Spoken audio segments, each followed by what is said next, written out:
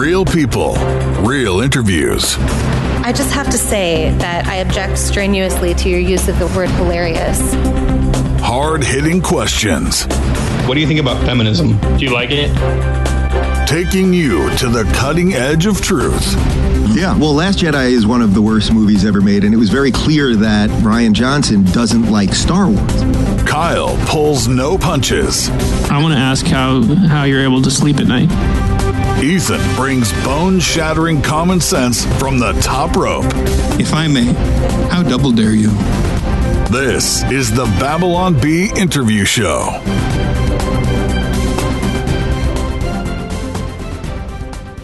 All right, and we are here. This is the first time we've had a lot of humans on our show, but this is the first time we've ever talked to a cucumber. But we have an actual cucumber on the show. And he's not only that, like, there's cucumbers, but then this cucumber is an avowed Christian. Which is pretty rare in the cucumber community. Because I don't even know if Jesus died for cucumbers. But anyway, welcome to the show. Hey, Ethan. Hey, Kyle. How you guys doing? Whoa, he's doing the voice. Oh my gosh. You're not going to make me talk like this the whole time, are you? I would really like it. I think I might have just I had to pot my audio down because I think that's going to be distorted anyway. That's going to be like Larry Ragecore. Yeah, he's always about 40 dB higher than my speaking voice. Do they do any effect on Larry, or do you purely do that with your throat? No, well, so we do a little bit of pitch shifting on most of the voices. Both Bob and Larry go up two semitones. I think it's very complicated. It's technical, but science. Yeah, they go up a little bit, and then the French P's go up even more. Oh, so, the French P's. Yeah, because they're smaller. So yeah, we've done over the years pitch shifting on the characters and sort of kind of tried to find a good spot for them. And actually, the Pirates Who Don't Do Anything movie, we pitch shifted them less than they normally are. And I think with VeggieTales in the House, if I'm not wrong, those maybe weren't pitch shifted at all. I can't remember. So How dare you even mention the name of VeggieTales in the House? Heresy. So this is Mike Nawrocki.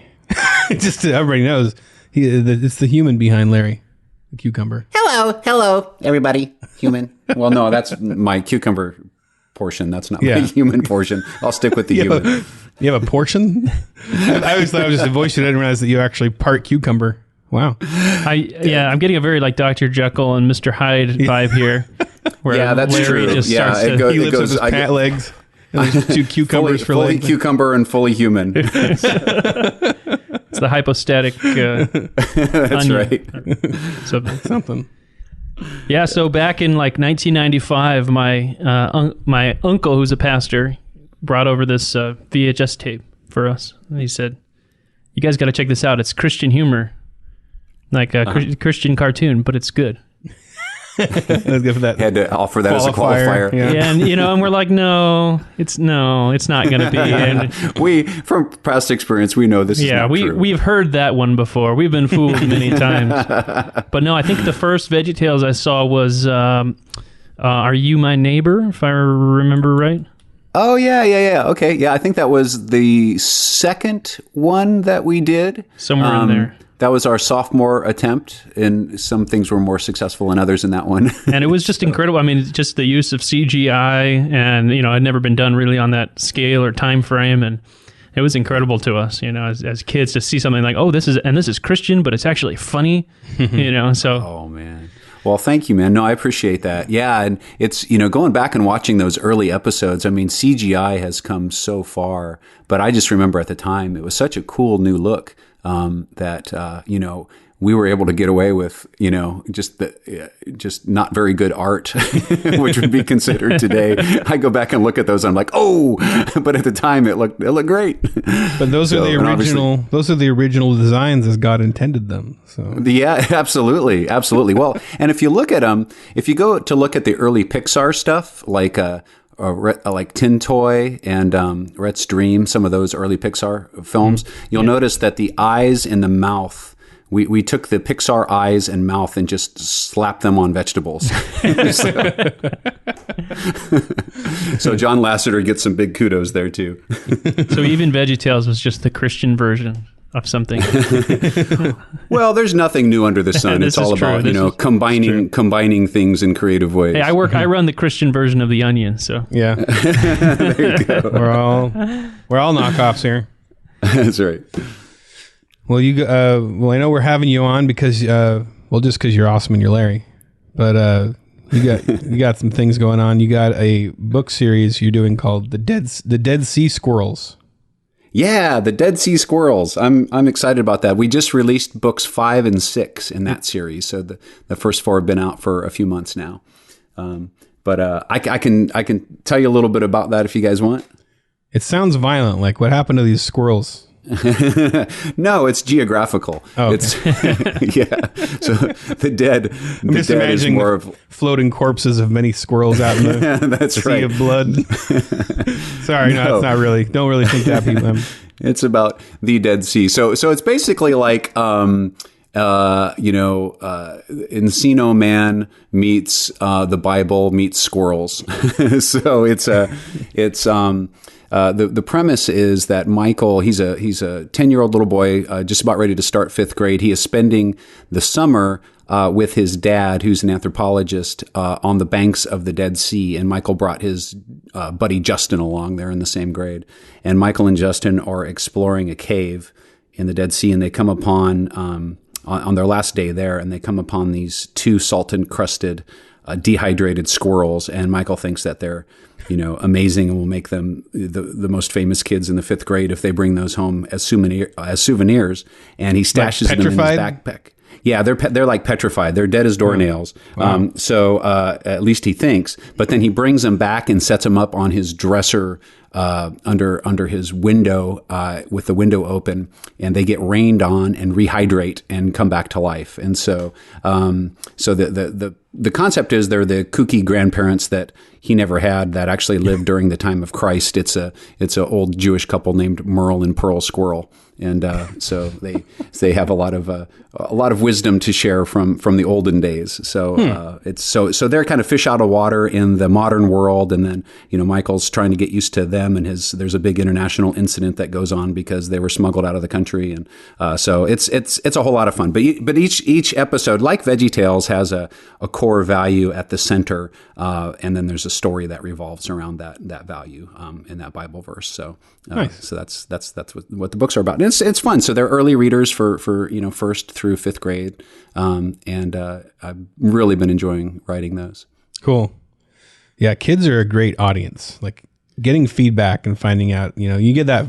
There's just a difference. Like, because I've done comics for more older people, like adults, and when you get a guy that comes up to you and is like, "Yeah, I'm 37 years old, and I've read your book 35 times," I'm like, well, you really should get a job or like do other. And then when like a kid, parents are like, my 5-year-old has me read this to him every night before bed. We've read it so many times. That's so much more rewarding to me. He's like, oh, yeah. There's nothing wrong with that at all. It just feels great. Exactly, I think the 5-year-old should get a job. To be honest. Yeah. Well, yeah. Go make some iPhones. Yeah. I don't know. No, I love that. Yeah, no, it's been fun. And, the series has just been out, but, that some early feedback that I've been getting is just really, really wonderful. And I'd originally conceived it as an animated series. And then, I had a friend of mine who's also kind of, he's my agent, actually. He's a literary agent. He encouraged me to kind of, try it as an early reader series. And so it's the first book series I've ever written. I'm mostly a screenwriter, but it's just been so much fun. And now I'm going the other way with it. I'm actually, taking the books and now, adapting them to screenplays, and, would love to get an animated one of these days. So nice. It's been a really fun process. Yeah, these sketches of the characters are really cool. It's like almost like a Scott Pilgrim style to the art here. Very cool. Oh, yeah. Luke McGee, who is the artist on that. He's actually a Canadian guy who lives in Sweden, but connected up with Luke through Tyndale, our publisher. So, he's super talented. I love his style.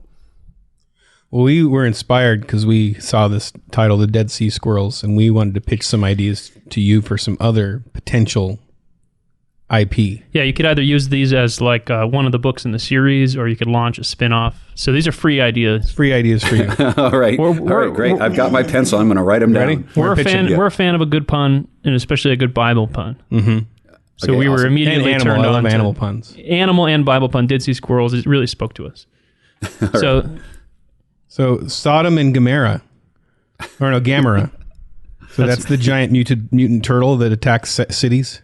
So you just have this giant turtle eating Sodom. Was that like in Godzilla? Yeah, it's a Godzilla character. The only characters I remember from Godzilla are Godzilla himself and Mothra. Mothra. Yeah. For some reason, I remember Mothra. I don't know if I remember. That's the only one I remember too. That sounds like some kind of like fainting Southern guy trying to say mother. Mothra. Mothra. It's hot out here, Mothra. Hotter than a Mothra. So this could be another good early reader's book, The Song of Salamander. Yeah. Okay. Be the Song of Solomon. There you go. It'd be a little off color. Well, I just remember that'd have to be a chameleon book. Are chameleon salamanders or the other way around? No, they're amphibians. Chameleons are reptiles, man. Come on. I just remember the glorious VeggieTales episode where you told the story of David and Bathsheba with rubber duckies. With rubber duckies, yep, absolutely. And I think it was a few years later I realized, I was like, oh, the rubber ducky's not actually a rubber ducky. We were very, very careful not to advertise that as part of the promotional, marketing. So we just kind of left it up as its own little fable, and then, people just caught on over the next few years. All these kids grew up, got the talk from their parents, who went back and watched the episode and realized. Wait a minute. Wait a second. My favorite is young kids who have watched Lord of the Beans, and then later have gotten older and watched Lord of the Rings and thought, wait a minute, they ripped that off from VeggieTales. Or they think it's the other way around. Yeah. Wait a minute, they ripped off Veggie. Yeah. Oh, that's exactly what he said. That was your joke. That too. You just stole his joke. So we could get a little more existential with one of the more little darker books of the Bible, Ecclesiasturtles. Ecclesiasturtles. Yeah. Gotta be careful how you pronounce that. Turtles walking around. Turtles walking around going, it's all meaningless, man. It's all meaningless. Speaking of nothing new under the sun. Nothing but just peeing in the wind, or whatever they say in that book. Well, keeping the reptile theme going, the Newt Testament. A newt is an amphibian, dude. Isn't it a reptile? No. It's like an amphibious reptile. Where do you see newts? Hold on. No, it's in the water. Wow, this guy is like a reptile / amphibian expert here. No, it's a well, I'm saying that the two are not mutually exclusive. A newt is a salamander. Right, which is an amphibian. Hold on. It's a long frog. All right, keep going with the next one. They seem slimy enough to be amphibians. I go by the slime factor, whether they're amphibians or reptiles. Okay, how about Samson and Dalai Lama? Dalai Lama? Yeah, not Delhi Lama. Yeah. Dalai Lama. Okay, I like it. All right. All right. Kyle's still looking. So no, I got it. Okay, he's got it. The Book of More Monkeys. Mormon. I don't think that's from our Bible, though. That's the a different Book of Bible. Mormon. Yeah, but you could reach out, Yeah. It's like an evangelistic. A little bit. Book of More Monkeys. I feel like I need to come up with some myself. Shadrach, Meshach, and Abednego. No, he's laughing because he's a nice guy. Everybody's got their I'm laughing, fake laugh. but my head is shaking. It's what's sad is how much we laughed coming up with these. Yeah. Well, it's to be fair, we were in quarantine and going a little crazy. We hadn't been around dudes for a while. Yeah. So now, are you guys in studio right now, or are you doing this from your respective homes, or how are you all doing this? Yeah, we are illegal right now. Yeah, we've snuck into our little studio. You're running rogue. Yeah. But how close are you sitting together? 3 to 4 feet, maybe. Ooh. Yeah, across the table. Yeah, I'd extend. We're like Corey Ten Boom right now. We're in the hiding place. I don't think that's comparable. I never read it, but never read it. Yeah. Did you guys see Jojo Rabbit? Oh yeah. I want to. I haven't seen it yet. I did. Oh, such a good movie. Reminded me of the hiding place a little bit. Oh yeah. So, but hey, so I do a podcast called The Bible for Kids, and tomorrow is going to be our. We normally record at a Way FM radio station here in the Nashville area, but tomorrow we're going virtual with it. So this is my first trial run in my office. Nice. Doing a podcast, so it'll be fun to try. Well, we weren't worried about us getting the virus from each other, but we were definitely worried about you. So that's why we decided to have you on remotely. Yeah. Thank you. I appreciate it. You just seem like a kind of guy who carries a lot of diseases around. What can cucumbers get, though? Like an E. coli or? Well, pickles, pickles just... Well, the vinegar helps with that, from the pickle side, that is a preservative. So, yeah, but so far I'm feeling good. But yeah, I'm holed up, and my wife and I and our two kids, our kids are a little bit older. They're home from college now. So we're all gearing up for, starting next week. Actually, my daughter's already starting this week, virtual school from home. Virtual school. Like, she puts on her virtual reality goggles and she's like walking down a hallway. Yeah. Some other virtual reality guy dumps her books. I don't think that happens in college. Yeah. I think that's more of a middle school thing. I didn't go to college. I didn't go to college, so I just imagined you stuff. Just have this vision, image of what college is older like. Smoking in the boys' room. Yeah. Maybe 80s college. That sounds like 80s college. Kind of John Hughes college. Mullets. Yeah. John Hughes is the closest we'll ever get to. But you can choose to go to 80s college when you do virtual college because you can just set it. Oh, that's true. You can set that's right. Yeah, you can set the skin. Okay, we'll rapid fire the rest of our pitches for you here. Daniel. Okay, all right. Daniel in the lemur's den. Okay. That's more fun. That's nice. Not quite. That doesn't sound quite as dangerous. They just play with you. Solomon's 700 wives and 300 porcupines. That was a pity laugh. That sounds a lot more dangerous, actually. Yeah, that is a classic church dad joke. That one was good. I like that one. I'm the classic church dad. So. John the baboonist. That's so stupid. Did you write that one? That's mine. I snuck that one on there. Wow. It sounds like is that like a scientific specialty? It almost sounds like somebody who hollowed out a baboon and made it into an instrument and plays it well. I'm a accomplished baboonist. Or somebody who raises baboons, I guess. Doesn't be so morbid. Or like, puts on the, suit and, for parties and bar mitzvahs. They can be a baboon. They can do a fill-in on movies that need baboons, but they don't want people's getting their faces eaten off by a real baboon. Hey, Mike, is Ethan like this, like when you guys were working on Veggietales? Oh, yeah, man. Is this how he was? It depends on how he was. He hasn't changed a bit. I think it's probably been, 4 years? It hasn't been that many years since I've seen you. So it's got to be around there, yeah, because I remember I was always counting down until the health insurance I got from that job would run out. And you actually, you lived in Nashville for a little bit too, right? I never did. Eric moved to Nashville. I just traveled there. Oh, that's right. You just 3 or 4 times a year. Yeah. Okay. Yeah. Because Eric was in the office right across from you. That's how I got dethroned from my story editor position because Eric was able to move out there. So he took off to Nashville. And I had just had kids and everything. I really can't move with our situation with having stepkids who are between different homes. So because I have I married into having stepkids. So. Gotcha. Two more. We have okay. All right. Here we go. The Whore of Babel Lobster.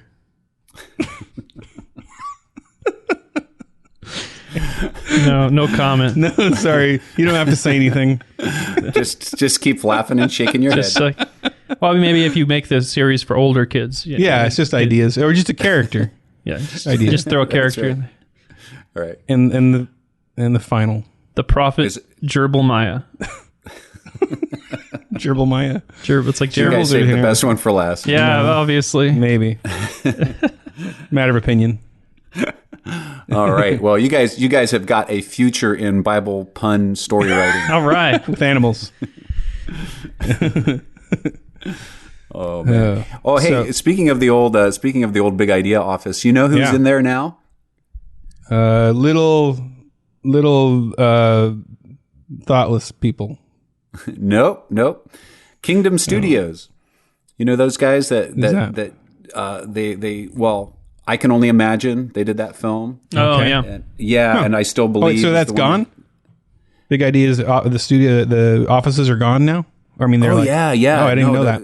Yeah, they're gone. Well, because VeggieTales in the House was the last production in there. So so when the DVD series wrapped, the final show that I worked on was the Noah show. That was our last DVD, which was in 2016. So so that's when I left, and then when you all wrapped the VeggieTales in the House series, that was it for those offices, and so. Leslie Farrell, who ran the office, now works for Universal Pictures. That's who owns the IP of VeggieTales. And so the office down there went away probably in 2017, something like that. Okay. So, but the Kingdom Studios guys are in there now. So I got to go in there, a few weeks ago and tour around, and it looks totally different, but a lot better. They did an amazing job with that space. But just a little bit of trivia there. Yeah. Yeah. So we should talk about VeggieTales in the House, because I think a lot of people wonder what the heck happened there. Oh man. Well, I've got to say that I. Just working with the folks that I worked with, I did, Phil and I did voices for Veggies in the House, and obviously, I think I wrote maybe 2 or 3 scripts. You guys, and I had fun writing. Yeah, you wrote some of the scripts. Yeah, they were great. So, but yeah, so it was just obviously, and I do run into people who are big fans of that iteration of VeggieTales. But I think the biggest issue that we came across was it just wasn't the VeggieTales that people grew up and were used to and loved. And so there's some passionate feelings on that side about just about what particularly what the characters look like. So, but yeah, but I have nothing but respect for the folks, and particularly just the whole crew that worked on that show was really, really great people, really great art. I think totally. The character design, the world design was all just wonderful. It just wasn't, what people were used to seeing with VeggieTales. It was just different. Yeah. So. Well, I think that the mindset of going in, I mean, it was a little weird, because I mean, it wasn't the old VeggieTales. They brought on Doug, who we had on the show, Doug Tnaple, as a showrunner, and I think they were trying to, so maybe we should try it in a different flavor or something. And and he was coming from a different world. He was coming from Nickelodeon and Cartoon Network type shows, and we wanted to try that. We wanted to try a very snappy, comedic, short, because it was, the format was more like a sitcom. I think one thing a lot of people don't get about VeggieTales is because you guys are doing almost exclusively like the direct-to-video movies for a while there, right? Yeah. That was what our whole business model was built off of, was just basically those little mini movies. Yeah. And so those each have a budget for very specific sets and characters and everything, all allotted. Right. Yeah. What people don't get about the show that we did for, which was for DreamWorks at the time, that there was a very small budget for the entire series. And so every show we had to very pick and choose, and that became the biggest challenge off the bat. Almost every idea you had got shot down by the budget. Because in 3D animation, every single item you add costs money. And so there's prop comedy almost is out the window. Right. A lot of comedy is out the window. And so that was a huge challenge. And a lot of the movies could build a biblical motif. This is the Noah's Ark one, or this is this Bible story, and have that whole, even if whatever the story was, it felt very biblical because it had the Bible story thing built around it. We could not do that ever in this show. It had to all take place in their little world, in that kitchen, for the most part. They could never travel to another world or act out a Bible story ever. Just couldn't afford it. Yeah. Right. Yeah.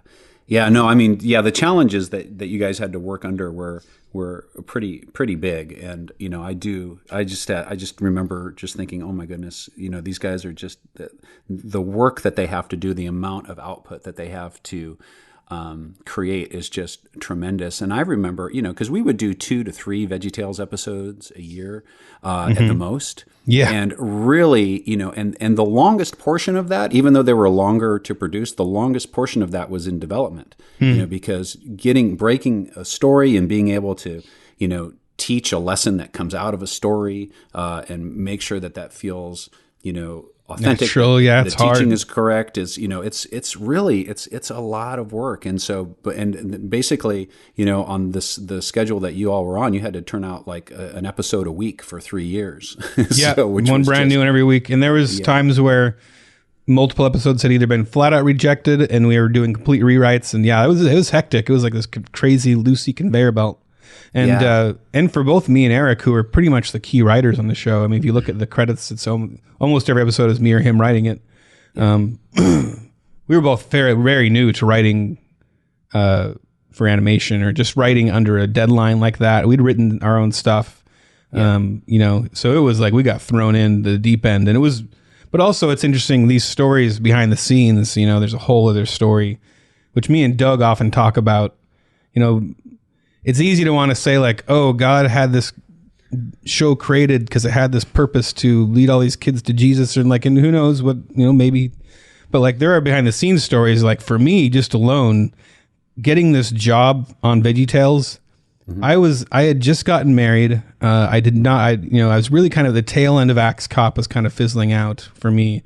I didn't know where my next job was going to be. I had no idea how I was going to provide health insurance to my family. I didn't know, and I had gone to a friend of mine who's in animation, who had also married into a instant family with kids already and stuff. Yeah. And it was a scary jump. And I had said, I've had this guilt about it. Like, I don't have like an established career. How can I support this family? And he said, his advice to me was like, if you're the kind of person who will do whatever it takes to pay those bills at the end of every month, that's what you need to be. Like, it's not having an established career in order to ever even raise kids. Like, it's about who you're going to be. And so I held on to that, and I still had no idea how I was going to do it. But if I had to go flip burgers, I would. Yeah. And it was literally like, I remember I was at my wedding rehearsal or whatever, and I got a call from Doug. It was like right in the midst of it all. And he goes, "Hey, Veggietales, I just got this pitch. They got picked up." He's like, "I want you to write on it." He's like, "It's going to be your thing for a while. Get ready, Veggietales." I'm like, okay. Out of nowhere, I got this job that set us on this. I mean, we were able to get a house out of it. It helped us with getting our first child together. It was a huge blessing. Health insurance, a really nice health insurance for the family for years. So just that alone, even with whatever else, it was big. It was really big for us. And I think the whole crew, there's the two twins who did the design on the show were very young, amazing. Oh yeah, artists. Ellie and Ollie. Yeah, and they got hammered for the redesigns, but they were just being handy. Just like for me, did I set out? Do I want to go change Veggietales? No, I just got offered a job that I really needed, and I was like happy to try it. Yeah. Same for them. They were asked, "Can you try some redesigns?" And I thought they were beautiful redesigns. And the art that those two do is just incredible. I mean, they are just so supremely talented, and both of them right now are working at DreamWorks Television. They both moved out to LA to do that. Yeah, I think we're working on Trolls. Last I heard. Yeah, and just unbelievable artists, and that's the thing. I mean, it's just it was a different take, different style, different voice.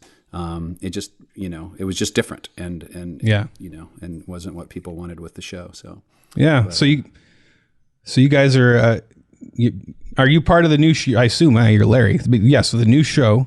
Yes. Yep. You guys are doing a new show that's I call it a deboot. Deboot. I love that.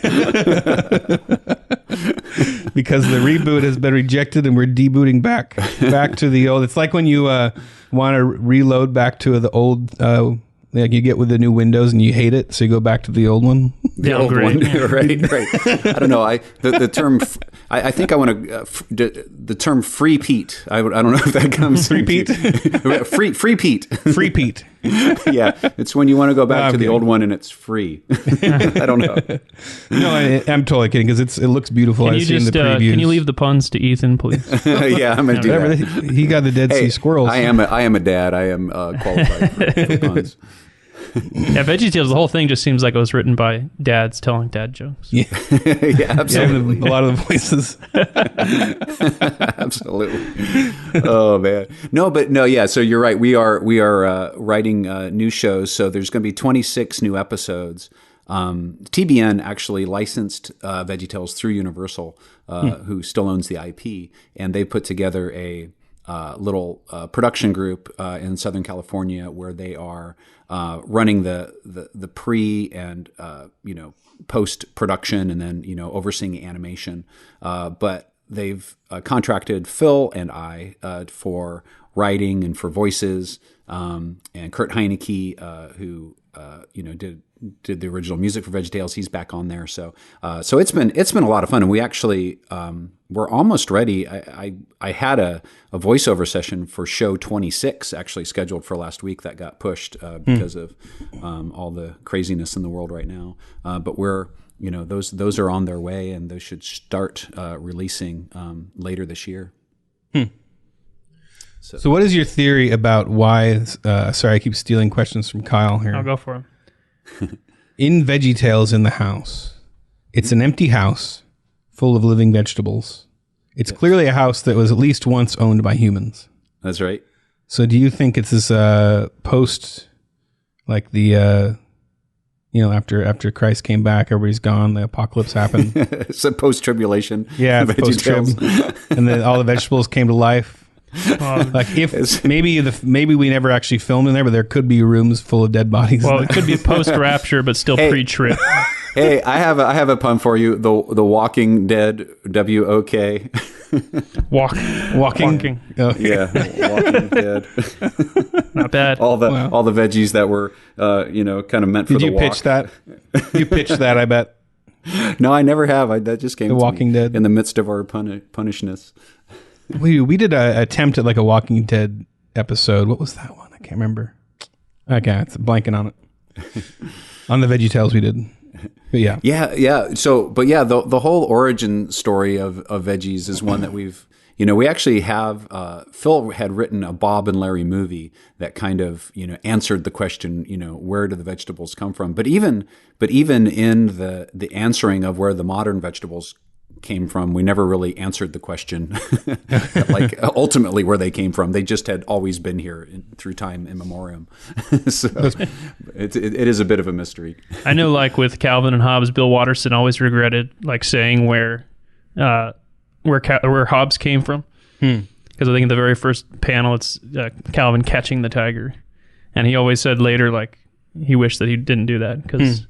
It's better when it's like kind of the mysterious, like they're just there. You got to accept it. The vegetables talk. They don't have any hands, but they can pick things up.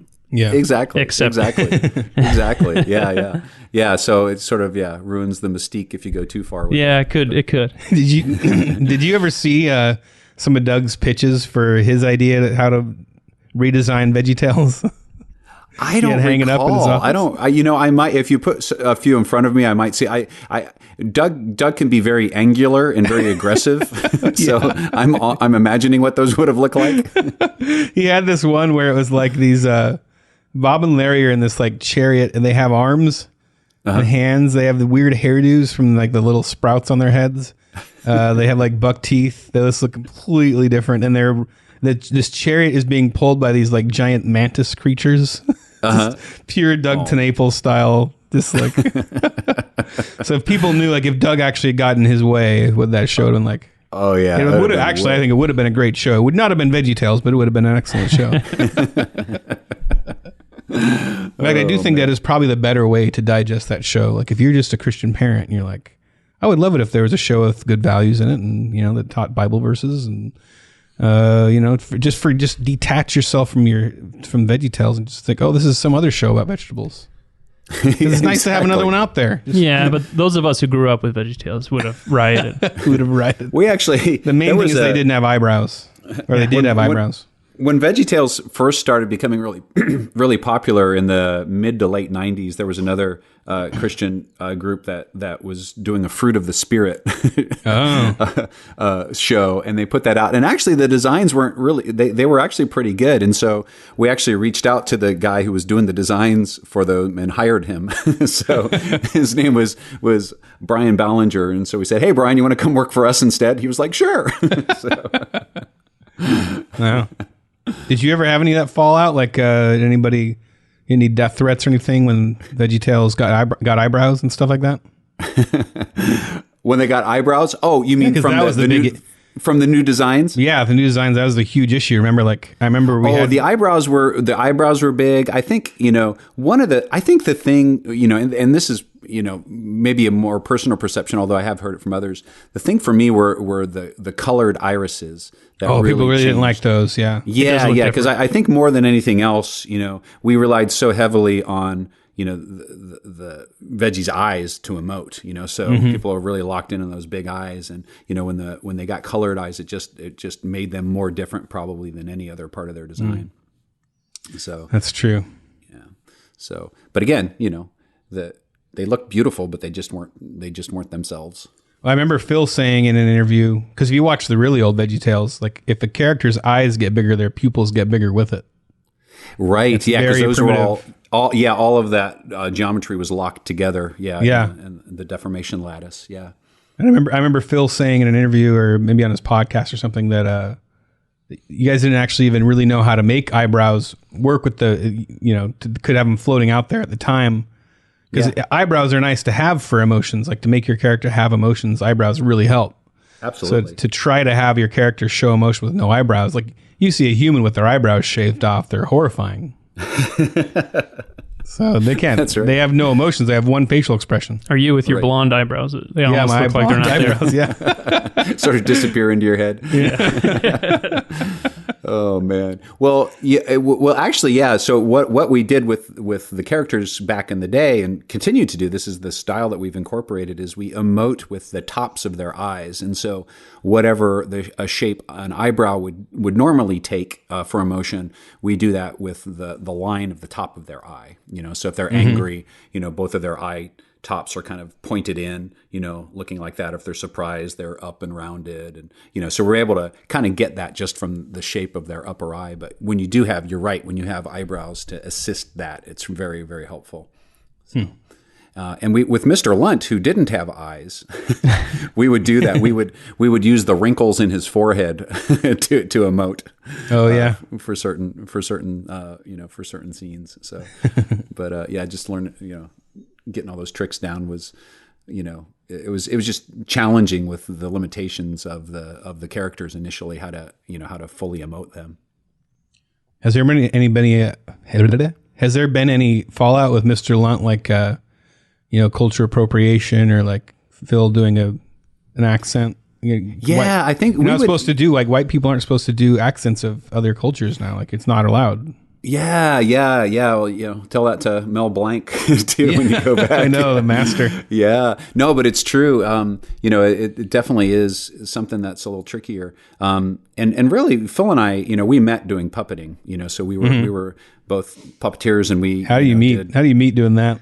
You're both down underneath the thing, and it's like, hey, you've got a puppet on your arm too. I just imagine wherever you were, there was a lot of weirdos around. It was called Bible College. Oh, okay, yeah, yep. So, that's correct. Yeah, no. So we met. Well, we had grown up in different parts of the country. He was from the Chicago area. I was from the Denver area, and we were both kind of just huge Jim Henson fans. We didn't know each other in high school, but both got involved in puppeting. And then when we went to this small Bible college up in the Minneapolis, St. Paul area, they had a puppet ministry, which for both of us was wow, they have, that's something you can do, And so we both, you think that puppets couldn't accept Christ because they don't have souls. That's weird. That's right. But I don't know. I was going to make a felt I'm sorry. pun. I was going to make a felt pun, but I couldn't come up with one. That's how they felt. That's how they felt. That's how they felt. But yeah, so we met, doing puppets, and so we would. A lot of the voices actually that ended up being veggie voices were voices that we used for our puppets, and you only have so many number of voices until you kind of have to start doing accents to add on to your voice list. And so since we did so many voices, that just became kind of the go-to. It's like, oh, okay, well now I'll be a French P because if I just do my regular voice squeaky, it'll give it away as me. saying, "Hey, that's the same dude that does Larry's voice." So that was a big reason. And this was in the early '90s, but as time went on, Mr. Lunt and then Mr. Nezzer, who was that was Phil's impression of what was it? Was it the Nightmare on Elm Street? Not Elm Street. Nightmare Before Christmas. It was one of those stop motion films. It was like the Oogie Boogie Man or something like that. That makes sense. Yeah, Phil's sort of impersonation there. So, okay. Yeah. So that was sort of the origin of all those. But it's so funny because my wife, who is Hispanic, she's from Colombia. Mr. Lunt is her favorite character. So it's like, that's why I married a Hispanic woman also. Because Mr. Lunt? Just for the accents. Yeah, so I could do the accent. Exactly. You wanted a female version of Mr. Lunt in your life. Yeah. But when Phil actually started the Mr. Lunt voice, it was sort of a mix between Guido Sarducci. You remember that? He was a SNL Saturday Night Live character. So it was sort of a mix between Italian and is that a Christian show? Saturday Night Live. No, but the one that comes on right after Saturday Night Live is. So. Sorry. So, but which I think is. But anyways, yeah. So Phil, yeah, that's kind of where that voice originated with Phil. Yeah, I remember that was another thing on the limitations of our show is we had a very limited staff of voices. We just had you and Phil, and then we had Rob Paulson. Yep. And Tress McNeil, who are both amazing veteran voice actors. Yeah. But really, it was the four of you who had to fill every role in the entire show. And so Tress basically had to have a different voice for every female. Like every once in a while, we'd have one of you guys go like, talk like a woman, like, hey. Exactly. What was the one voice that I did? It was sort of a high pitched Southern voice. I forget what character that was for, but it was more creepy than anything else. Yeah. So but we did. Each one of us had to just do a ton of different voices. You're right. There was only 4, and that all had to do with budget. Yep. Yeah. So we're going to get into our subscriber portion. I would love to ask you how you felt about Bacon Bill, other additions to the show. We'd love to talk to you about some of the stuff that Phil has said about some of his regrets about Veggietales. And what else? Funny stories from your life. Okay. And whatever. So let people know who are listening right now where they can find your stuff and you, and if they want to read Dead Sea Squirrels, or any of the sequels that we listed here. Sure, absolutely. Well, so you can find me on Instagram at Mike.Nawrocki. And then I also have a Mike Nawrocki authors page on Facebook. So you can look me up there. I have a MikeNawrocki.com website, which has been in construction for years now. So one of these days I got to fill that up. But probably Instagram and Facebook are the best way to reach out. Cool. All right, Mike, we're going to close the curtain and head off into the subscriber lounge. Goodbye, everybody. Coming up next for Babylon Bee subscribers. I gotta say, I'm a fan of Bacon Bill. So I don't know how you can not like him. I know, he was a great character. So we've got a few Bible verses that I don't think Larry the Cucumber's ever read. Would you mind trying to read them? Oh, man. I remember being a little emotional on that one because it was like, goodbye, everybody. Oh, man. Yeah, no, it did. And I felt the same way actually recording it. Bob and Larry are like your friends, your teachers, but they're pointing kids to God. Enjoying this hard-hitting interview? Become a Babylon Bee subscriber to hear the rest of this conversation. Go to babylonbee.com/plans for full-length, ad-free podcasts. Kyle and Ethan would like to thank Seth Dillon for paying the bills, Adam Ford for creating their job, the other writers for tirelessly pitching headlines, the subscribers, and you, the listener. Until next time, this is Dave D'Andrea, the voice of the Babylon Bee.